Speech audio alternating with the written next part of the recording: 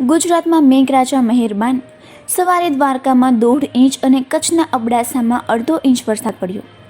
રાજ્યમાં જ્યારે વરસાદે પોતાનો કહેર મચાવ્યો છે ત્યારે તેના બીજા રાઉન્ડમાં ગુરુવારે દ્વારકા પંથકમાં સારા એવા પ્રમાણમાં વરસાદ વરસ્યો છે. સ્ટેટ ઇમરજન્સી ઓપરેશન સેન્ટરના રિપોર્ટ્સ અનુસાર રાજ્યભરમાં સૌથી વધુ વરસાદ વલસાડમાં પડ્યો છે. વલસાડમાં કુલ 69% અને સૌથી ઓછો વરસાદ અરવલ્લી જિલ્લામાં 30% જેટલો નોંધાયો છે. જ્યારે ગુજરાતના દેવભૂમિ દ્વારકામાં સવારે 2 કલાકના સમયગાળામાં 1 ઇંચથી વધુ ધોધમાર વરસાદ નોંધાયો હતો. સ્ટેટ ઇમરજન્સી ઓપરેશન સેન્ટર પાસેથી મળતી માહિતી અનુસાર દ્વારકામાં 30 મીમી વરસાદ પડ્યો હતો. દક્ષિણ ગુજરાત ઝોનમાં અત્યાર સુધી આ મોસમનો કુલ 56% વરસાદ, સૌરાષ્ટ્ર ઝોનમાં 48%, મધ્ય ગુજરાત ઝોનમાં 44% અને ઉત્તર ગુજરાત ઝોનમાં 38% વરસાદ નોંધાયો છે.